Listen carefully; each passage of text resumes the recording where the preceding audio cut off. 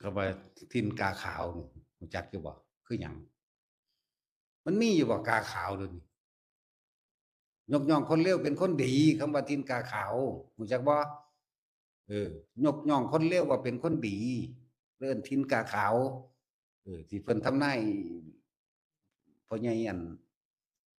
สมเด็จโตนั่นน่ะเป็นผู้ทำนายไว้ทินกาขาวมันบ่แม่นพุทธเจ้าเด้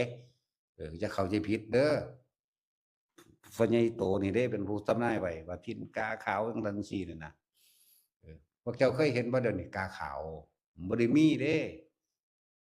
คนเลวถูกยกย่องว่าเป็นคนดีเรียกว่าทิ่นกาขาวกาจริงๆมันบ่มีกาขาวแม่นบ่ซั้นกาขาวกับคนน้ำบ่เคยได้ยินบ่กาขาวคนน้ำอืมคนน้ำให้คุณรู้จักบ่คนน้ำให้เป็นตัวคนชั่วคนเลวถูกยกย่องว่าเป็นคนดีเขาเลยเอิ้นว่าทิ่นกาขาวนั่นแหละแปลความหมายมันถูกแหน่ถ้าได้แม่นศิวิไลวิเลยอิหยังดอกบันไลรู้จักบ่บ่แม่นยุคศิวิไลเด้ยุคศิทิ่นกาขาวชาวศิวิไลบ่แม่นบันไลรู้จักบ่ล่ะ เมื่อคนเลวคนโกงคนกดขี่ข่มเหงคนเอาเปรียบคนชั่วช้าสารเลวนี่เห็นบ่นี่ถูกยกย่องว่าเป็นคนดีบ้านเมืองนั้นจะมีแต่ความบันไลบ่แม่นถิ่นขาวๆชาวศรีวิไลย์กลับกันเอาแน่บ่เป็นติเดี๋ยวนี้เพราะใหญ่นี่ก็เว้าให้คนงงหลายคนซุมื้อมันหังบ่จักทีบจักแดนอยู่เพราะใหญ่โตนี่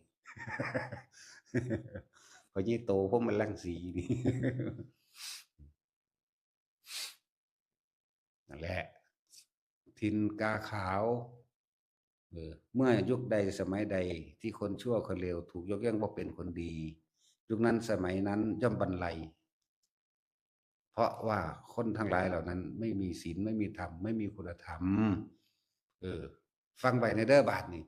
จะมาย่องเอาแตะเข่าขางเจ้าของหลายทินกาขาวมีพ่อค้าชาวต่างชาติทั้งสันทั้งสี่เข้ามามันเข้ามาแตะโดนแล้วล่ะเรื่องชาวต่างชาติเข้ามานั่นน่ะเหมือนว่าซั่นยุคศรีวิไลย์จังซั่นจังซี้บ่แม่นจักเม็ดนี่แหละยุคบัลลัยก์เพราะคนชั่วคนจันไรทั้งหลายยุคถูกยกย่องว่าเป็นคนดีเพิ่นจึงเปรียบเทียบว่าเพชรถิ่นกาขาวกาจริงๆมันมีอยู่บ่กาขาวเดี๋ยวนี้แม่นว่าซั่นถ้าพิราบขาวยังพอมีอยู่เด้